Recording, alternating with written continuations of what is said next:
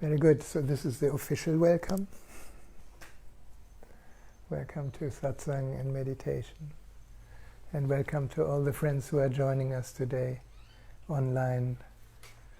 For you guys in Europe, it's morning. In Korea, it's late afternoon. So very, very welcome. We're forming a kind of net of presence around the world. And if you tune into your inner world, that's where we meet everyone that is joining us for this evening.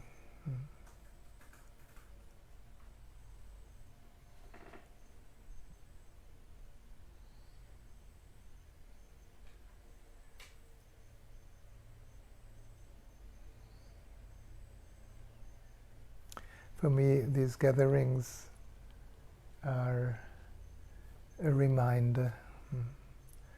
In day-to-day life, we get so often distracted. We get pulled out towards all the experiences that come our way. We get pulled out to people. We get pulled out to objects. We get pulled out with our attention. And in being pulled out, funny enough, we are seeking for a sense of self that can never be found here because it's constantly changing. Our inner state constantly changes. One moment we feel good, one moment we feel bad, one moment we feel energetic, another moment we feel really low. One moment we feel on top of the world and think, finally I'm free. Next moment your mind plays a trick and says, haha, no way. It's not so easy. No. What about your money problems? What about your relationship? What about your job? I was in Lismore today, pretty much the whole morning until early afternoon, bringing my beloved to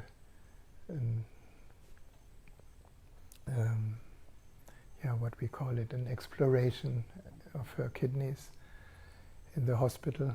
And I had a lot of time. I could go shopping. And every shop refused me because I'm only once vaccinated. So that was totally new for me, that this is possible, that as a normal, open human being, as a free citizen, you get denied your freedom because somebody else tells you whether you're allowed in here or not. I know there are many reasons. I'm not condemning the people that are trying to do the right thing. Now imagine we identify with that as a role, somebody rejects you. Is anybody afraid of rejection? If somebody kind of pushes you away and says, no, you're not welcome here, and immediately we become little kids that feel we did something wrong and we shouldn't be here. And then it's scary when we get rejected because most of us don't know that who we are really can never be rejected. It's already welcome. In the very fact that this body is here and alive means you're welcome. Incredibly welcome. Welcome as an embodiment of the divine. There's nothing else in the world of manifestation than the divine. And we forget that because we tend to make a sense of self from any story. And strangely enough, the so-called negative story, like denial or resistance or rejection, makes us more somebody because there's friction, there's heat, there is energy, there is two opposing forces. And the more we can fight, the more we can say no, the more powerful we appear. It's if you look at the politics, the opposition party always feels more powerful because they can deny everything that the government does, and judge our ScoMo and the whole government. And then they win the election, and the same thing happens. The ones that were in power before lost the power, but now they really have the power to fight the one who won. Is that madness? Probably. So why satsang? Why are we here, really? I'm just here to remember and to remind my friends. It's kind of a helpful thing to remember. So it's a good job. I would recommend it when you have a glimpse of your eternal being. Share it.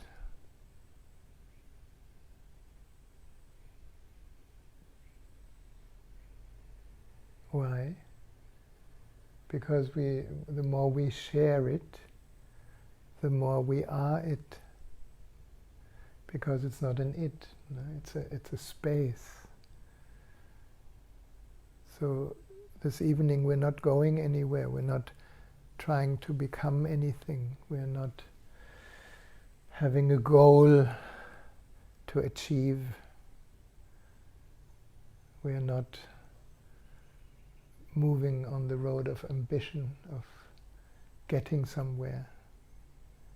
We're just stopping in our tracks, we're just stopping and being here. Experiences continue, but when we're here, then more and more there may be a glimpse that experiences come and go in me. Can you relate to that? It's like every experience, if we identify and think, I am that experience, then I'm constantly dying because experiences change. But when we get a sense, this has come, this has occupied my mind for such and such time, and now it goes. What does not come and go? That must be me. Which cancels everything that comes and goes. Are you? Is it too much? Are you following that? It's so obvious, isn't it? It's so undeniable true.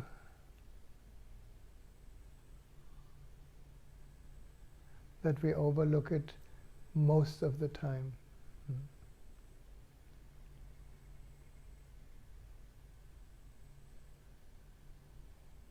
So we're here somehow to dive or to drown or to let go into that undefinable space or presence.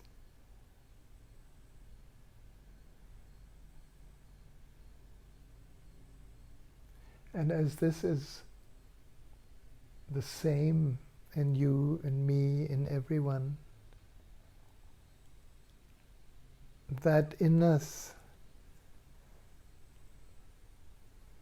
gets a little bit more attention. That space gets more attention. And wherever our attention goes is where our energy flows. Normally our energy flows out. It flows to object, it flows to people, it flows to things, it flows to stories, it flows to problems. No? Now when our attention flows inward into that undescribable space that we are,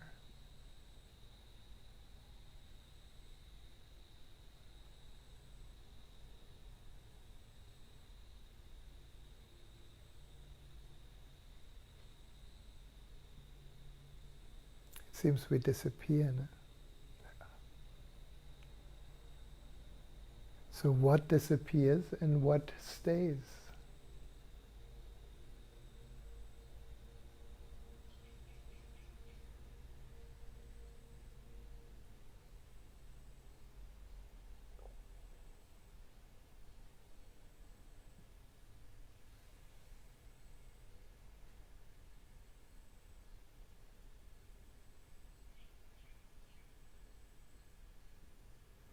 And then even words disappear for a while.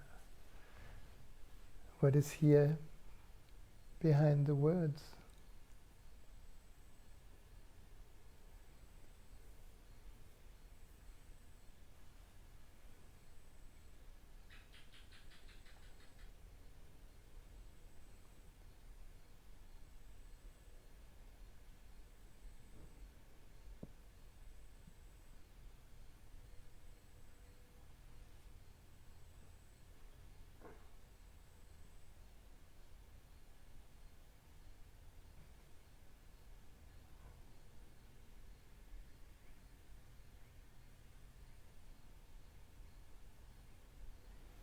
I think we need to sit with that a little bit.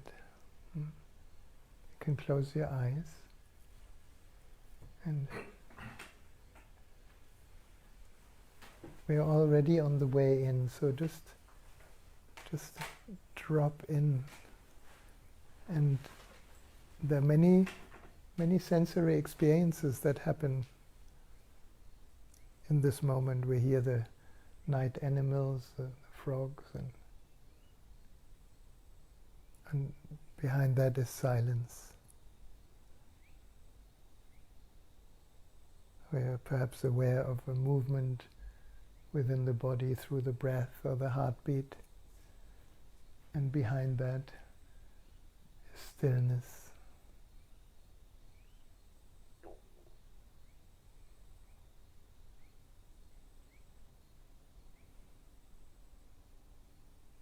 We may be aware of some conflicting thoughts in the mind, and behind the thoughts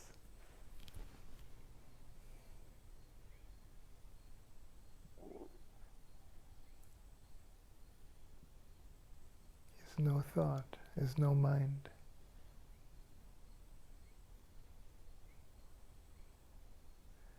It took me so many years to understand. When Osho, my master, when he was talking about no mind, I tried to stop my mind. I tried to stop thoughts. I don't know if anybody had that.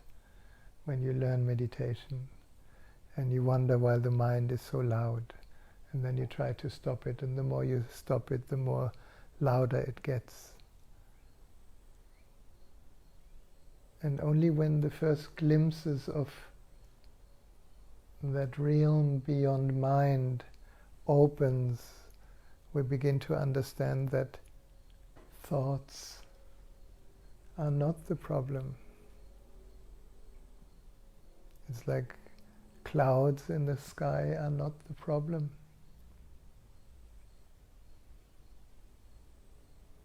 They can be there.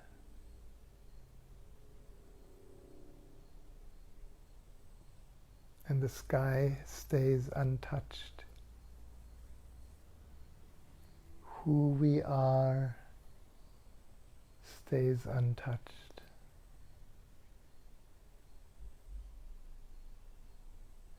Now imagine most of humanity gets a glimpse of what I call the true nature, or our essential being. That field that is untouched by thought.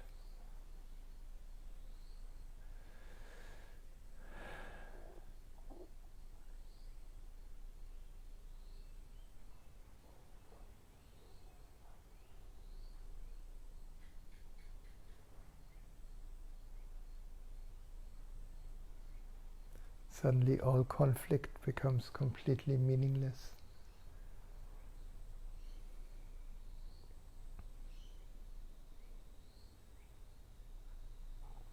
So when we sit now silently, just with every event that arises, with every cloud that arises, perhaps you can remember there must be a background in which it arises, and I am that background.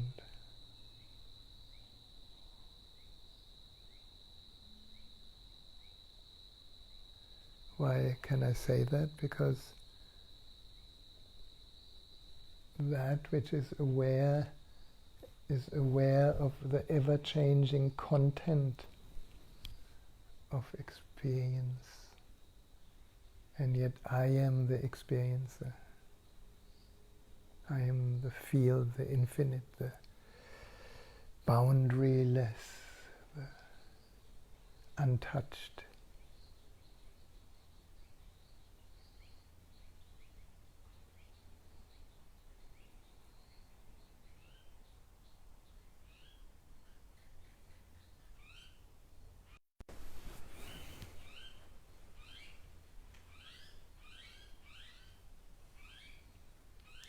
Steve, can you look? I think Louise is looking for where we are.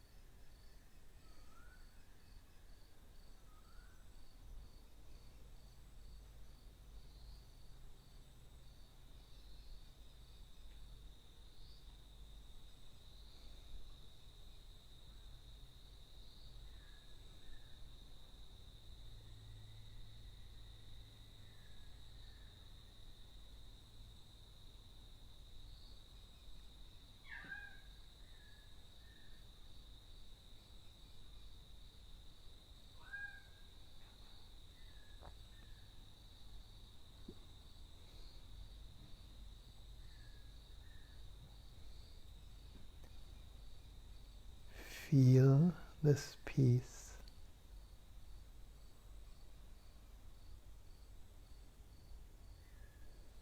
Feel this silence.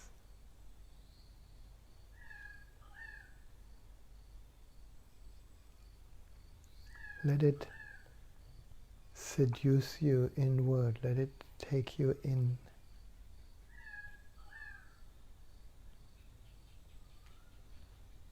If you like, let every sound that we hear, the birds,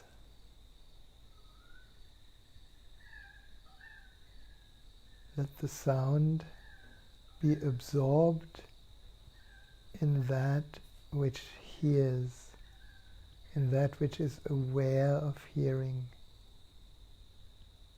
It may sound strange, but this is actually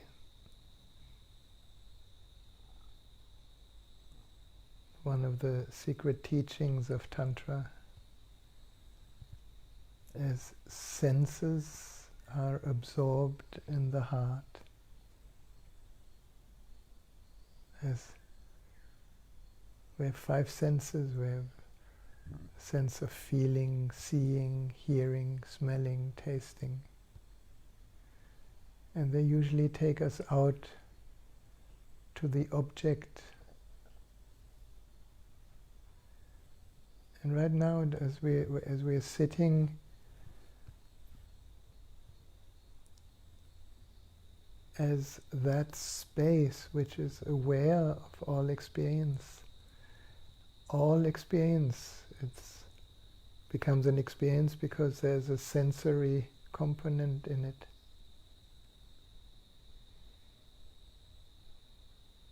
All experience can be absorbed in the mystery of I am.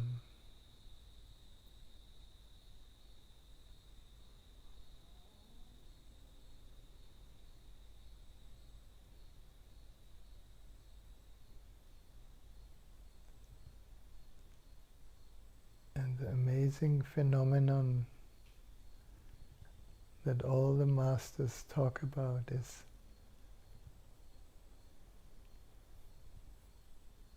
that which has no form, that space, that presence is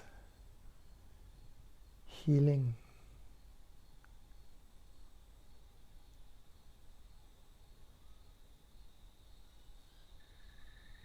When this is understood, we can absorb any conflict that we may be aware of. You can use today or anything that was bothering you today or recently. And rather than struggling with the content, absorb it in that spaciousness of presence, of awareness.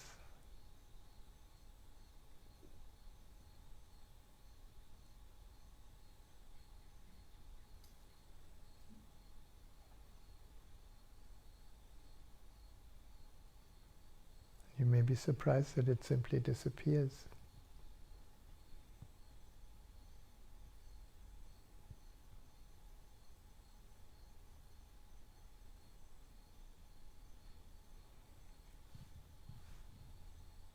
Because who we are is not an object. We are the background in which object comes and goes.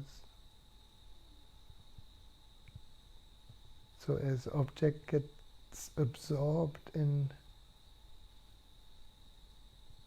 space, it becomes space.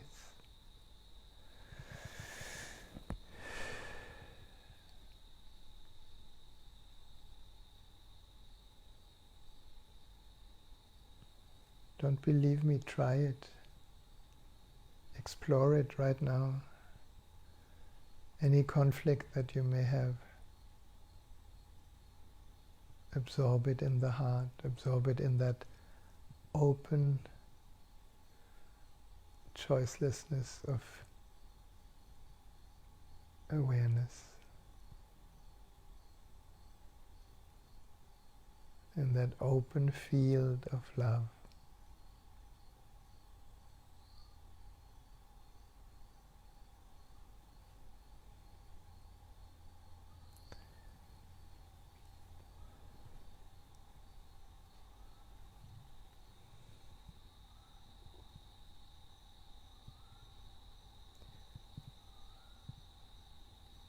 That it is what the old master Atisha found many hundreds of years ago.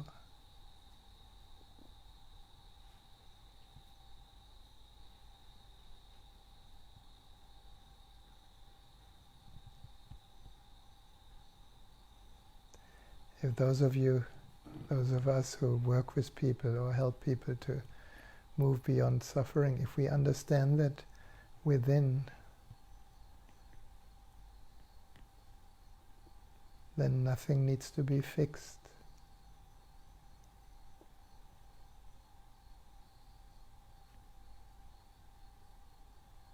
Everything that appears in form can be absorbed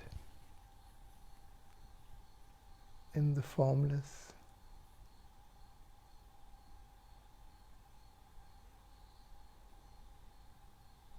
And it works because thoughts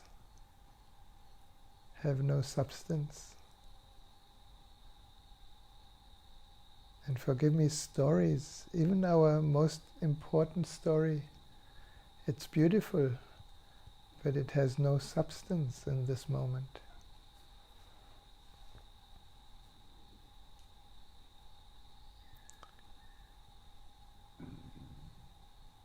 As it is absorbed,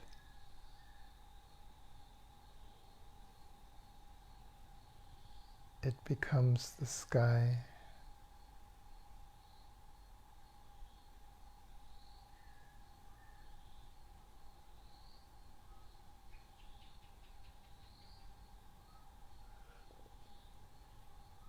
And perhaps suddenly we realize that all is well.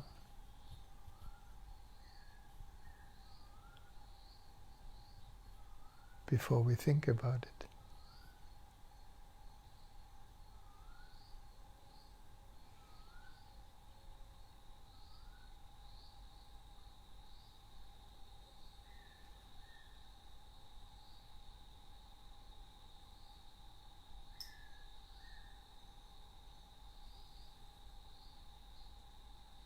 Now the sounds of the night have changed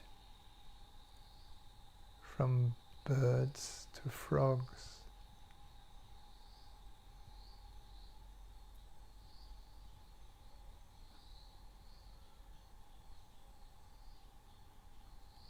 Can we hear the silence behind the frogs' sounds?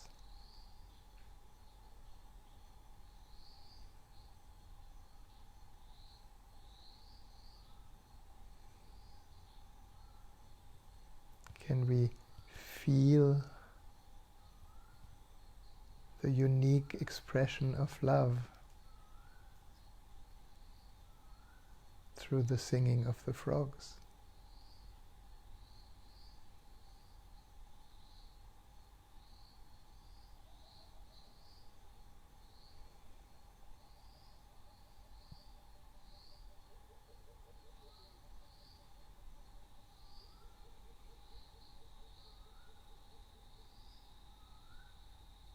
Can we absorb every subtlety of this experience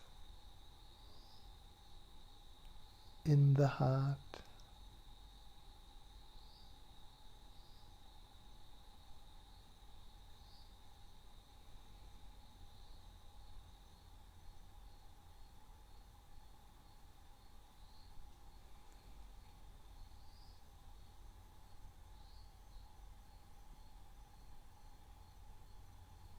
As we are more and more familiar with this incredible possibility, we can try this even with pain.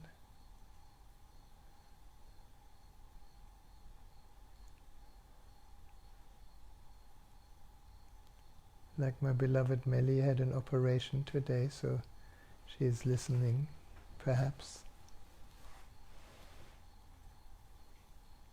obviously the body is bruised and there may be pain. Can we absorb that pain? Not resist it, not fight it, not argue with it, not choose what it should be.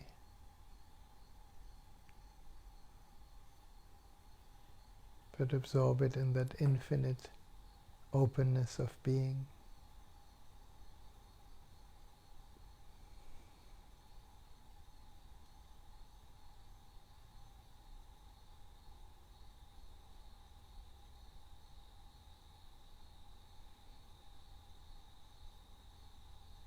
Then perhaps even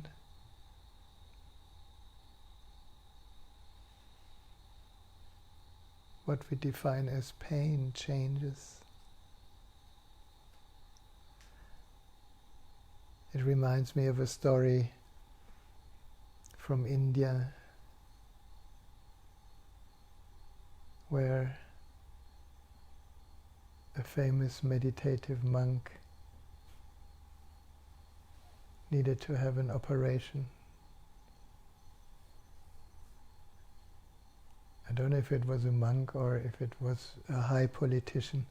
It was somebody who loved the Bhagavad Gita, in a way the Bible for the Hindus. And he was asked if he wants anesthetics for his operation. And he said, no, just let me read the Bhagavad Gita, and after 20 minutes you can cut me open. And the Bhagavad Gita, in its own way, points to the same background of being that is untouched by any event or experience. And this person was so immersed in the wisdom of the Bhagavad Gita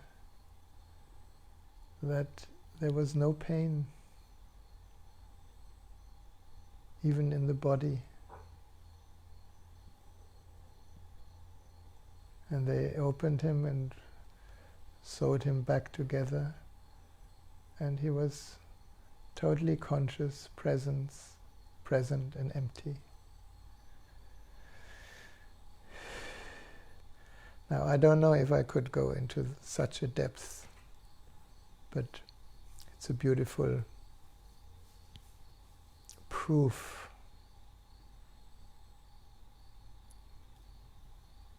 that who we are is more than the content of our mind.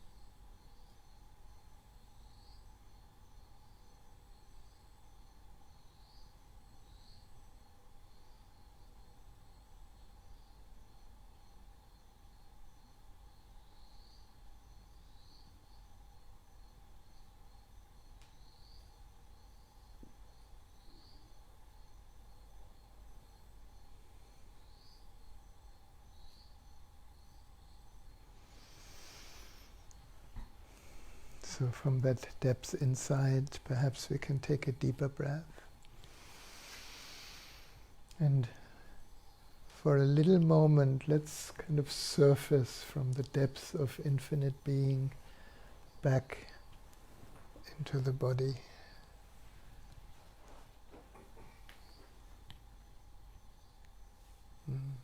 Maybe stretching a little bit.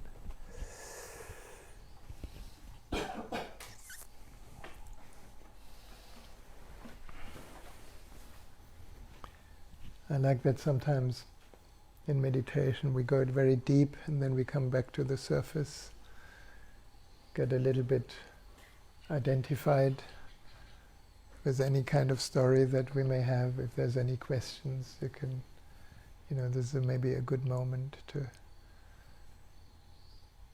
ask a question, or Steve is here.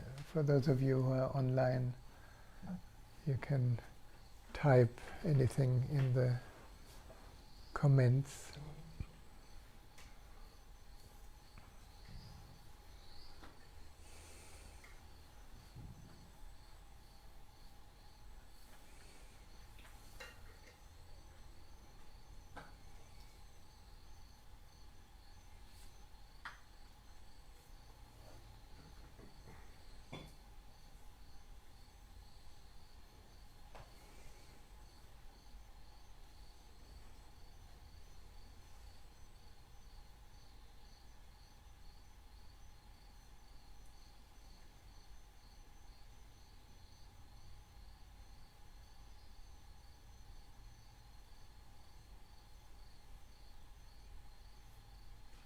There is one question here. Yeah. It's kind of she posted it a bit earlier. Ragba Kendro. Hi. She says good morning because I don't know where she is. You must be in Europe. Yeah. She says, I'm creating my own sharing and teaching videos. Any advice on how to do it the best way for viewers and not viewers?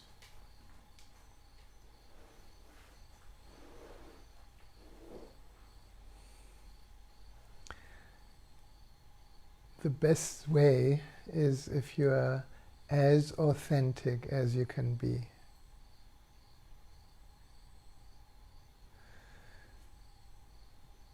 The best way is to allow that which comes through you, like, for example, for making a teaching video.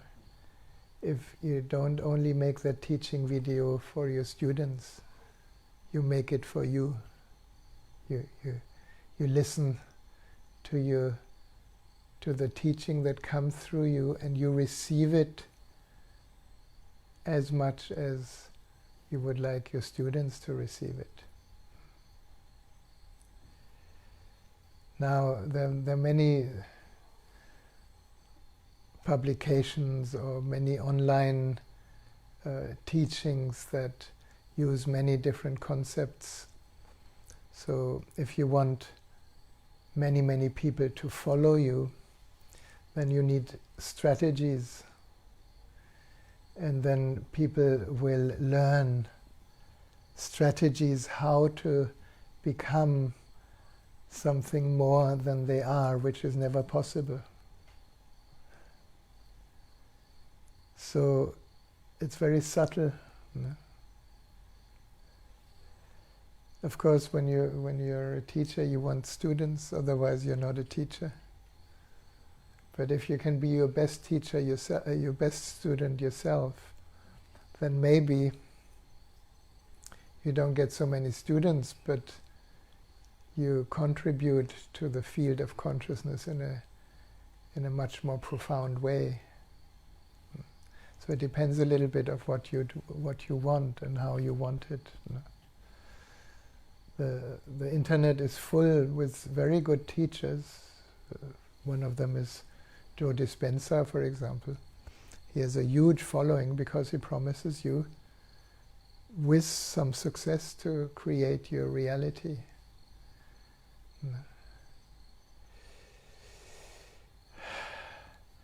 But when you support the field that self-recognition creates,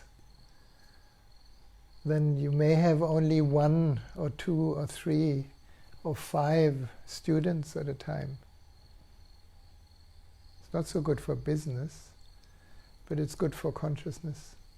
It reminds me of Bodhidharma. Bodhidharma was sitting in China in his cave, we visited his cave, and we were sitting in his cave. It's near the Shaolin temple, near Loyan. And Bodhidharma was asked so many times to be a teacher for a student, and he always denied it. Until one day, the student came and said, Bodhidharma was facing the wall, so he was turning his back towards the entrance of the cave. And this person came and said, I want to be a student. And Bodhidharma didn't answer. And the guy said, if you don't turn around, I'm going to cut my hand. Bodhidharma didn't answer. So the guy cut his hand and threw it in front of him. Bodhidharma didn't turn around. If you don't turn around now and become my teacher, then I'm going to cut my arm. It's a bit cruel, no? China. So Bodhidharma turned not around, and then he cut his arm. And then Bodhidharma said, this is too much.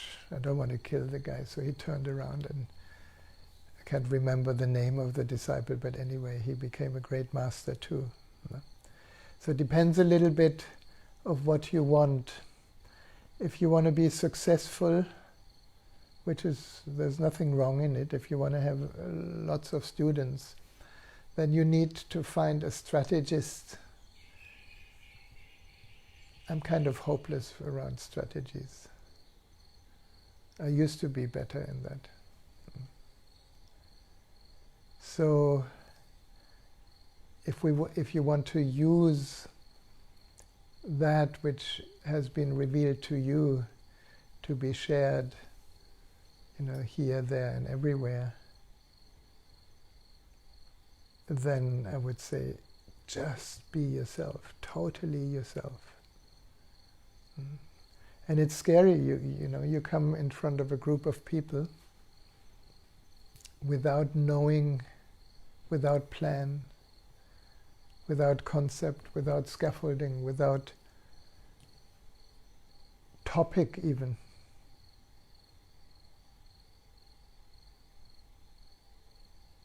So that you allow the divine or existence or God or presence to use you, and you totally surrender how you are being used.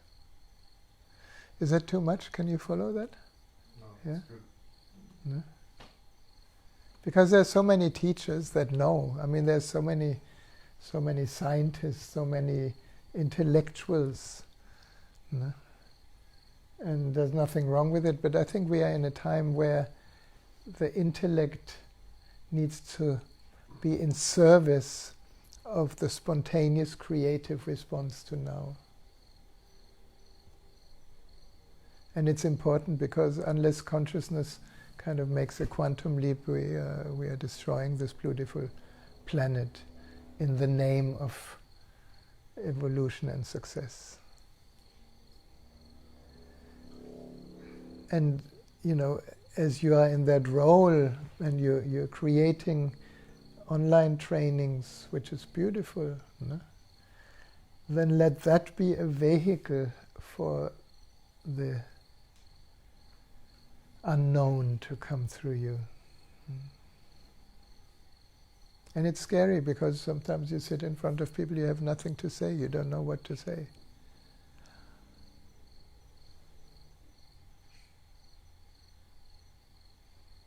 She says, great, thanks.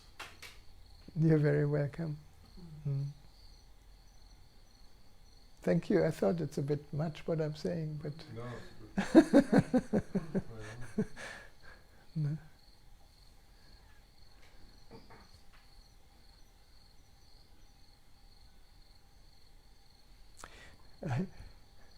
I have one student, I'm not going to say the name, but just to kind of, she has been awakened, so to say, in how you call these little dots, in quote in what? Parentheses. In parentheses.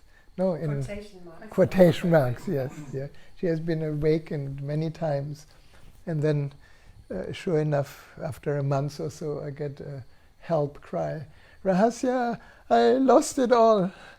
Can you help me? It's like I was so stabilized, but now I'm back in misery. Please. No?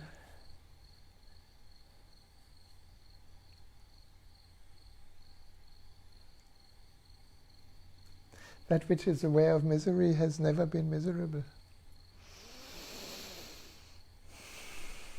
Can you make that little switch? It's almost like the switch of a switchboard. No? The switch clicked into darkness, and all you need is to put the switch back. And one of the help for the switch is, who's aware of this?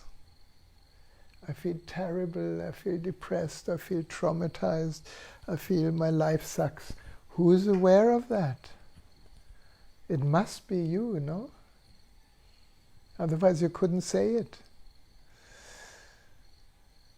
Is it possible to let your attention more and more move to that which is aware? And the content, forgive me, this is the content is actually irrelevant. It doesn't mean it's wrong. It doesn't mean it's needed to make a life in this world. But it's not relevant to who we are.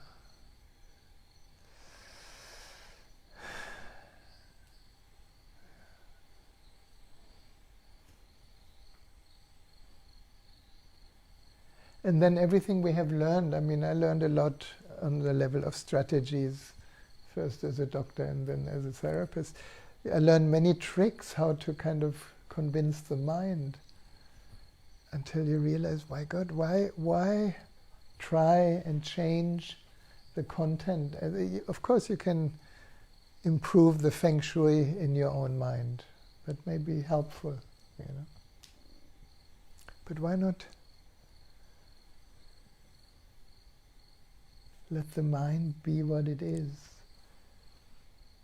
and enjoy your infinity? Why can we say infinite? Because as the I am, that which is aware, is not an object, so it doesn't have limitations. Everything that we can name has limitations.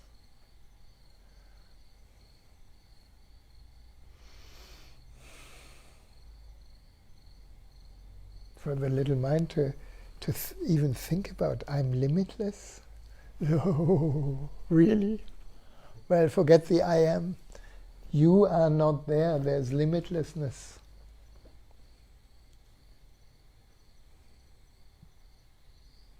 And that limitlessness, or call it God if you like it Christian,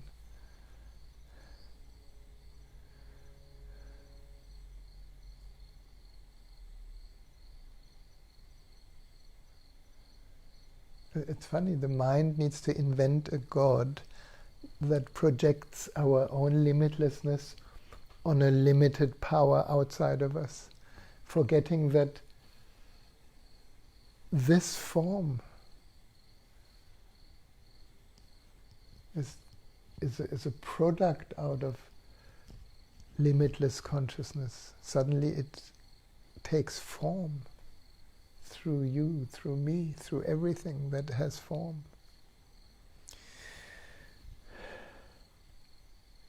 We get too attached to the form, we forget the limitlessness from where we come,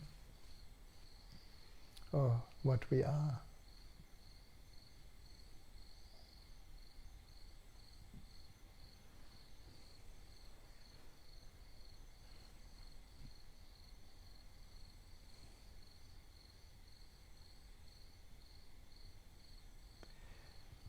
And what a creation. Just look around this room. What a creation. What an amazing embodiment of the divine through so unique forms.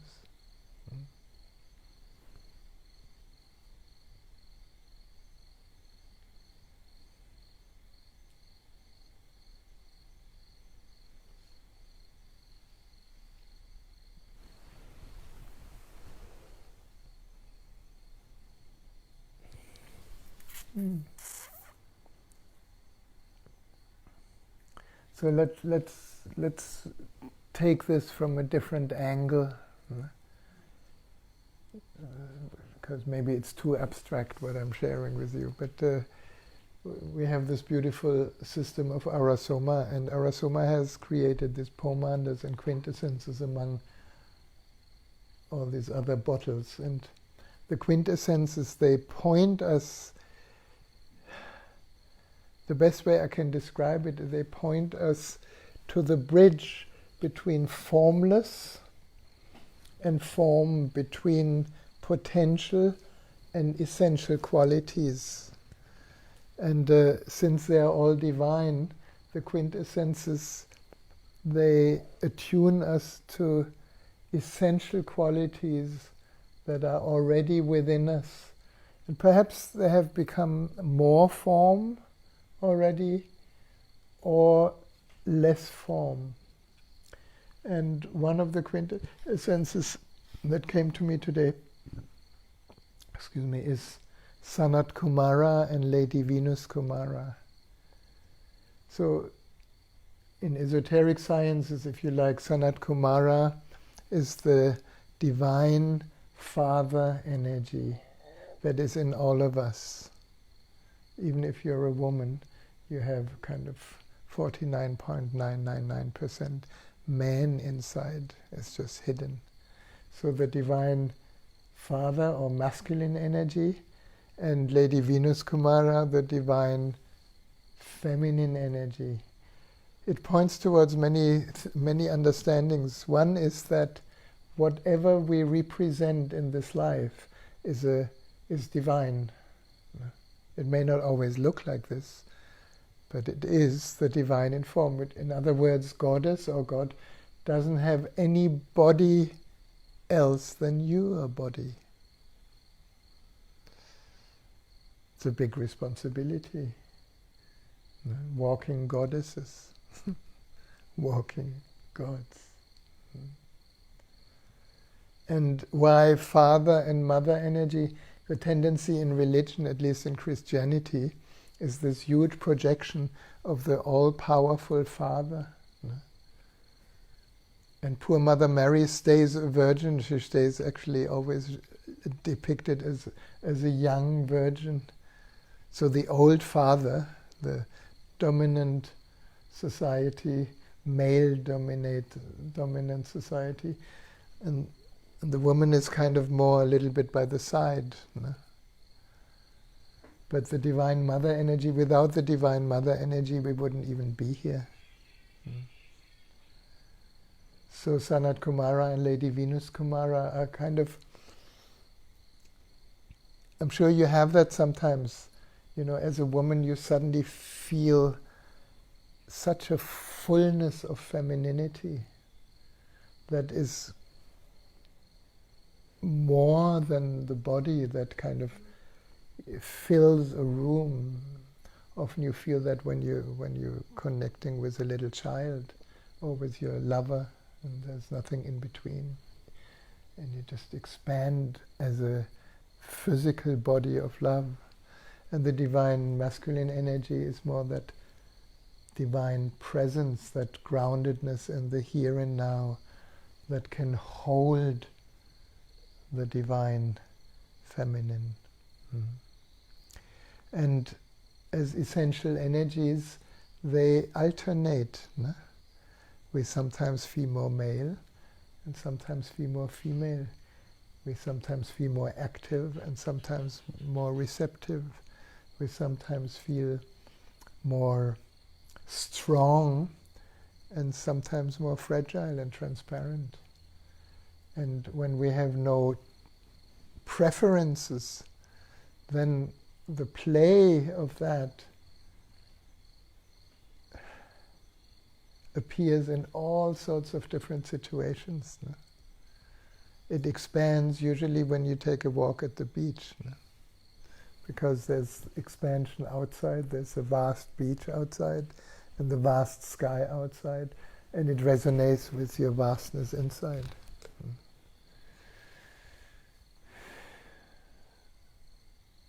So I'd like to invite us for a little ritual with that. If you could stand up and make your left wrist available. And you're going to receive 3 drops of Salatramara in the beginners on your left wrist. And then you can rub it into your wrists. Rub the wrists together.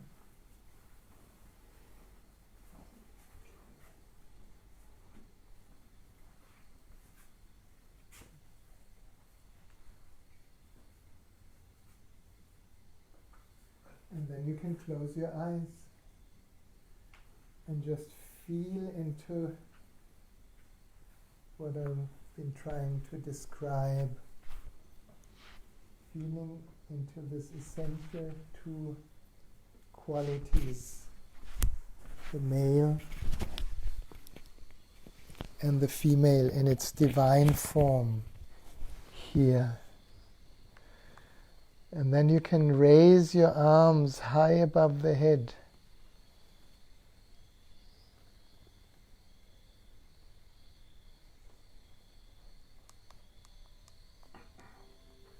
Imagine you're growing wings from the core of your spine to your fingertips. And now allow your wings to open and close above the crown. The right wing, the male wing. The left wing, the female wing. And as they cross over the midline above the crown, we are integrating the right and the left side, the male and the female. In the opening to the infinite universe, the sky above, in the embracing the sky within it is as vast.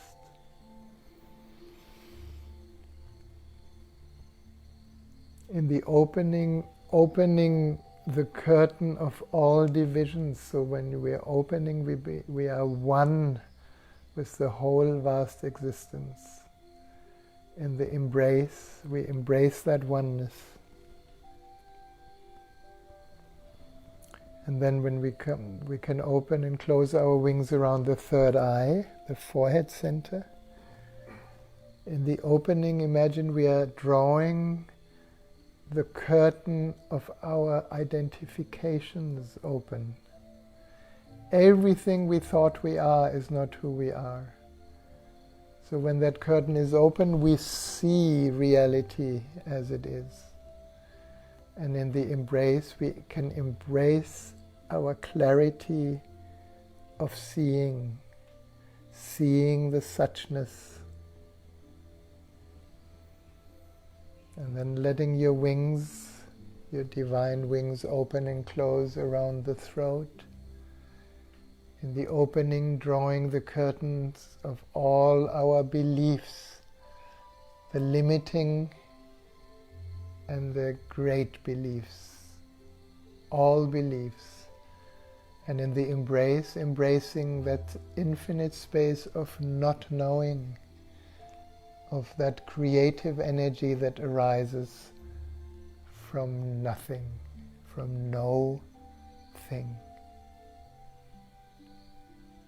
And from here we can respond to every situation directly and spontaneously. And then allowing our wings to open and close around the heart. In the opening, drawing aside the curtain of all our ideals, of all our shoulds and should nots. All these conditionings have burdened the heart. We are afraid to be wrong. We should be like this, we should not be like that. In the opening, releasing all these limitations, and in the embrace, embracing our innocence, that space of not knowing,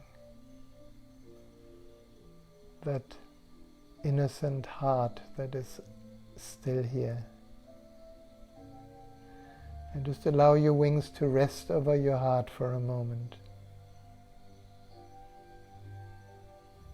perhaps you can feel your heart respond to the divine masculine and feminine, to that merging within. And you can open and close your wings around the solar plexus. In the opening, releasing our armor, all these strategies of separation that our mind creates to preserve a false sense of self. And what is that? What can we release here? Comparison, competition, judgments, blame, superiority, inferiority, all these so-called power trips. And in the embrace, we can embrace our uniqueness, the joy of being an absolutely unique expression of the divine. And there is joy. There is individuality. There is charisma. And then open your wings, embracing the second chakra, the lower belly. In the opening all our so-called emotional wounds. Opening them to the sun, to the rain, to the stars. And then in the embrace, we can feel that all these human emotions can be welcomed and held in the tenderness of our sensitivity. Just like we gently hold our inner child. And then opening and closing your wings around the first chakra, the root center. Opening to that vitality in the body. Opening to our sexual energy, the only energy we have. And around the legs, all the way down, until you connect with Mother Earth. And for a moment, let go into the earth, whatever your wings have gathered. Let go any story, let go any feeling, any concept, any identification, any story. Give it all back to the earth. So for a moment, we are empty. Empty, empty, empty.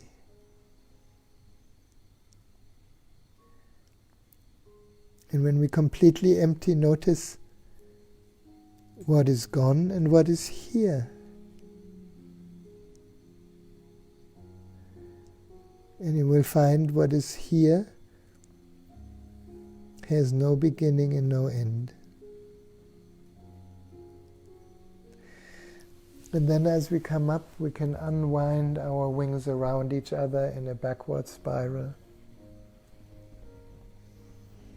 All the way up, just like unwinding any residual fibers of the mind, until you stand for a moment open.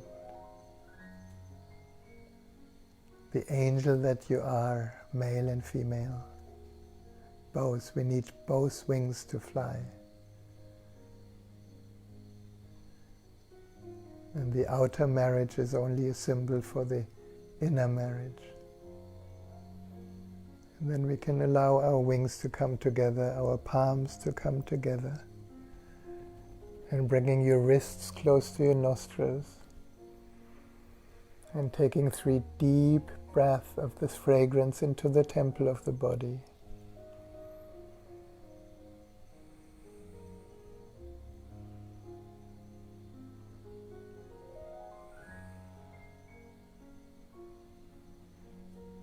Very good.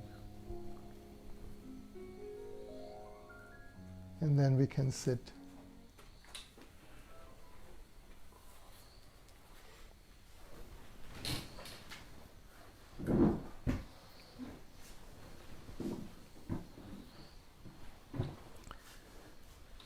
So I want to dedicate the light of the candle today to that light of awareness, that it may shine more and more brightly and touch everything we do with a touch of light.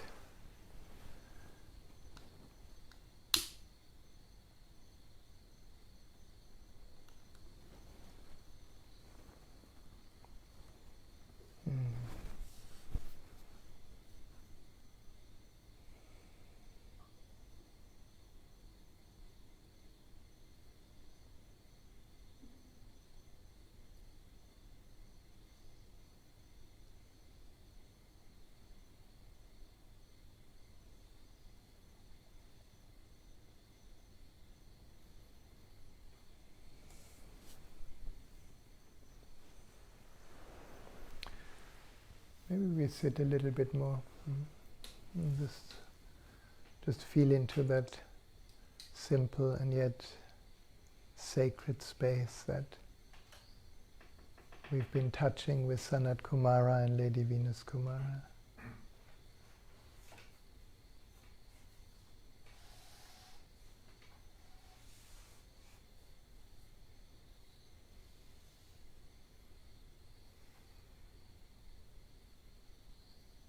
Letting each out-breath take you deeper and deeper.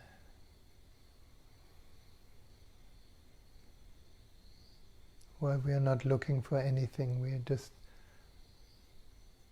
allowing this moment to take us into its own beginninglessness and endlessness.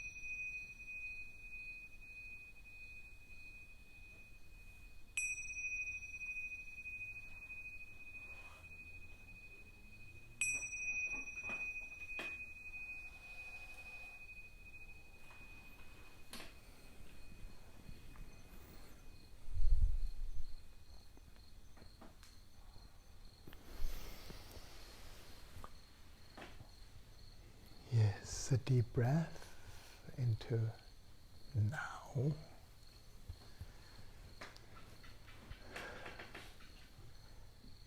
We still have a few moments, a few minutes, if you like, if there's anything you like to say or share or ask.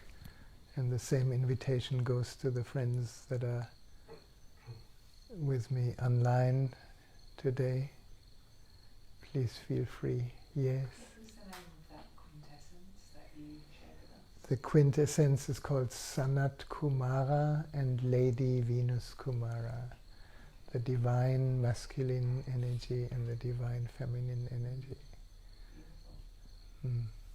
Apparently there are two masters that have never embodied themselves, but they have affected the divine essence of the feminine in every woman and the divine essence in the male.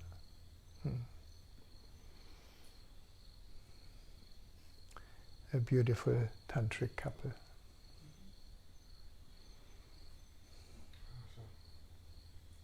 Might share something. Yes, come. Come.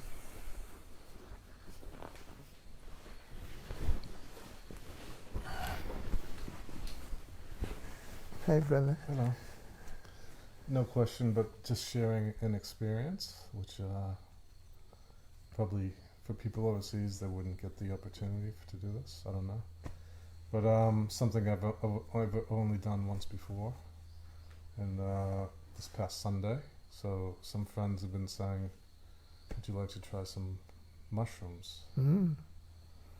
So for the second time, I did in high school. I tried it once, and then I tried it this past Sunday. So thought I'd share a bit about that, because you probably know. Yeah, it was kind of. It wasn't like a hallucinogenic thing. It was like a heightened consciousness thing. And I was curious about what that was. It's like a heightened witnessing is what was happening.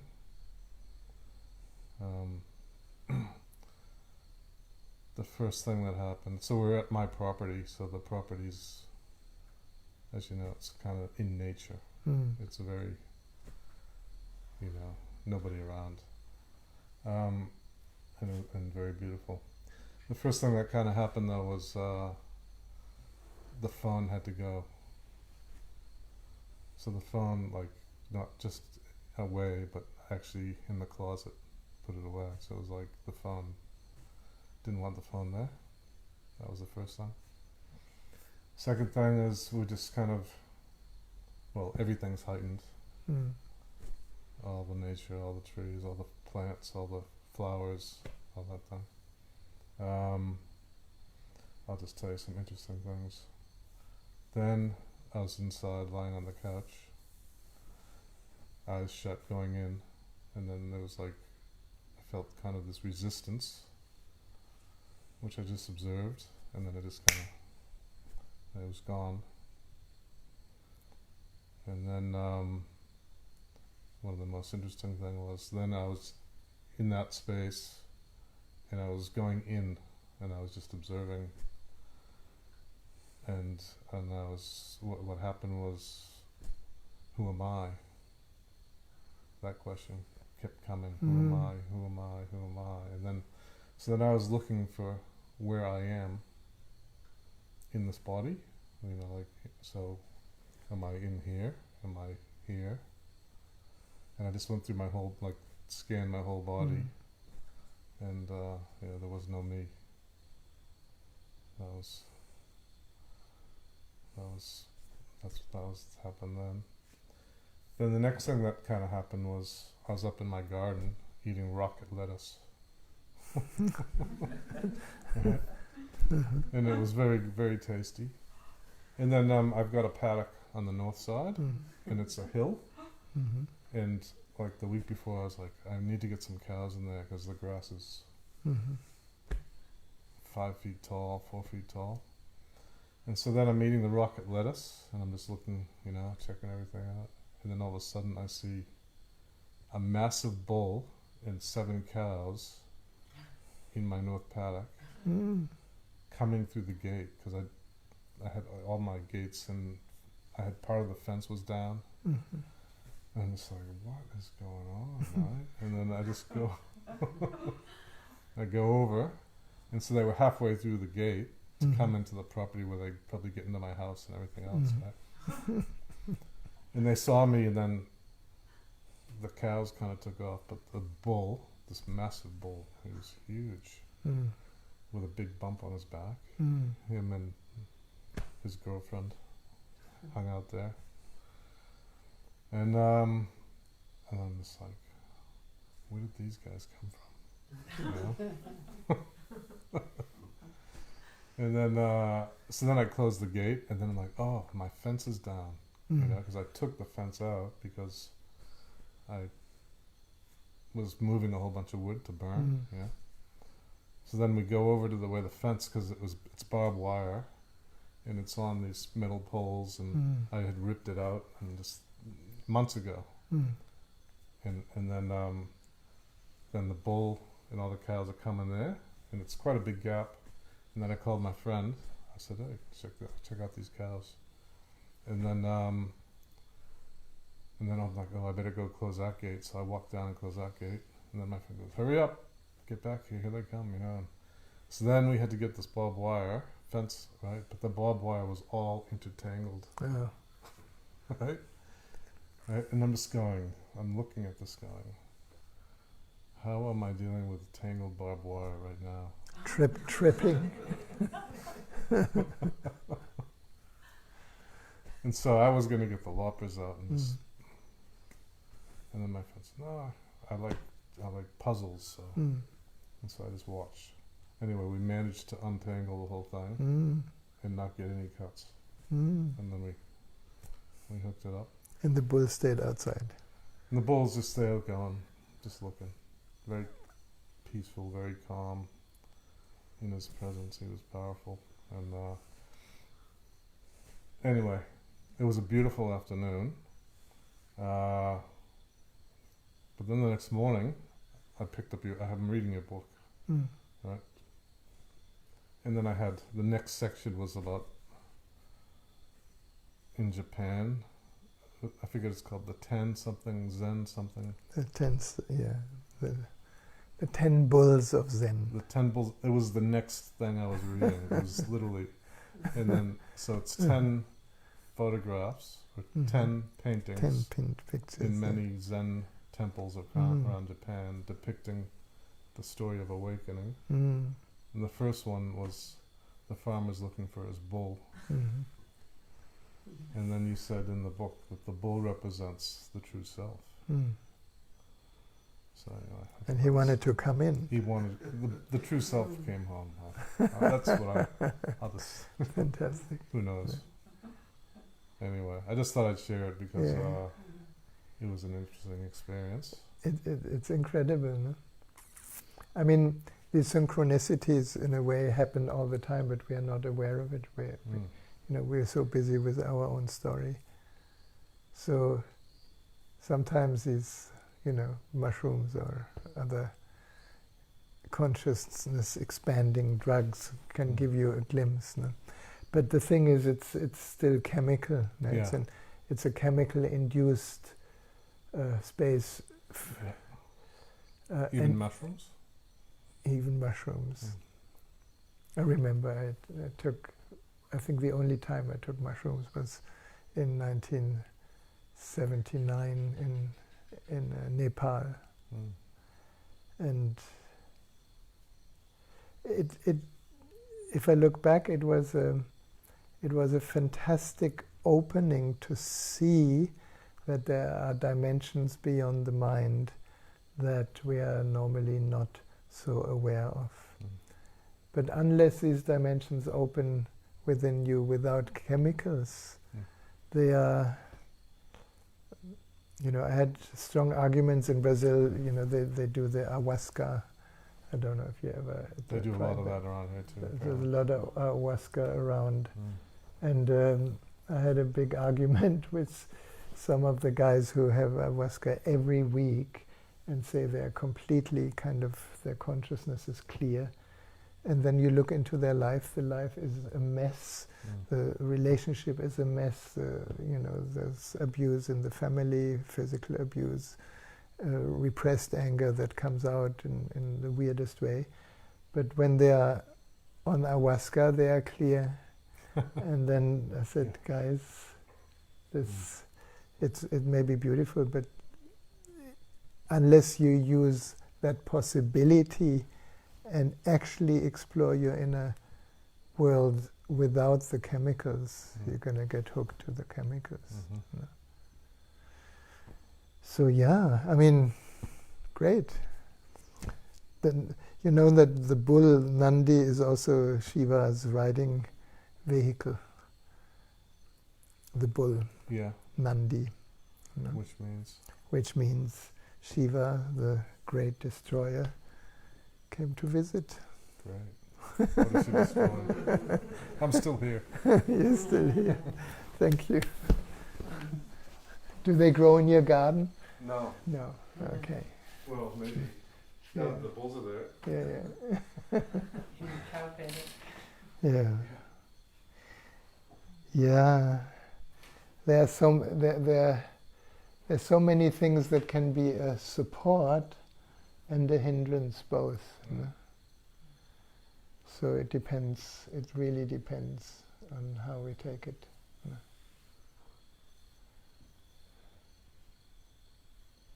If it can give you a glimpse of the recognition that there is actually nothing that you can call me, that the I that I refer to every day is actually not an entity. It's not in existence. Yeah, and that if you translate that into your day-to-day life, and you find yourself identified with a certain story, which we all are, as long as we are in the body, as long as consciousness has a body and mind, we are relatively identified. No?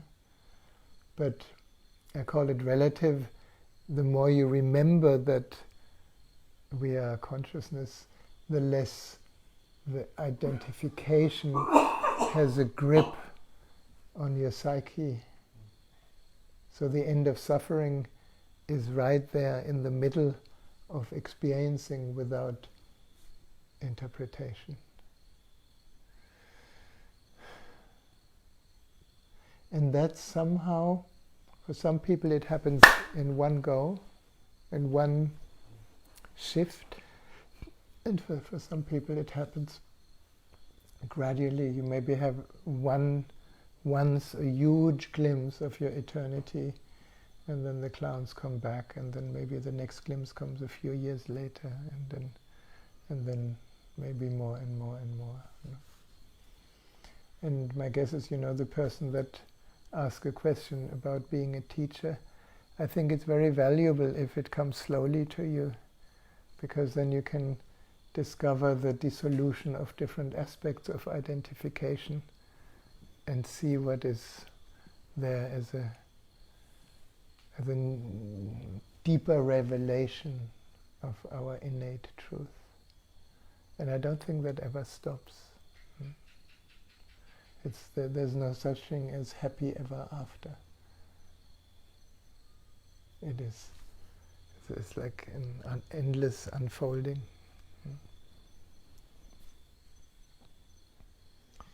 Very good. Thank you for today. Thank you for being here. We have another satsang next Friday, and if everything works out well, all the coming Fridays that we are still here, we're going to have satsang. Where are you going? Sorry? Where are you going? Nowhere in the moment, but it depends a little bit on how much the borders open. Then we would probably go first to Japan in February. But who knows? Who knows what existence brings? So in the meantime, we are here, blessedly here. So have a beautiful rest of the evening. Thank you for being with us. Thank you everyone around the world. and be well.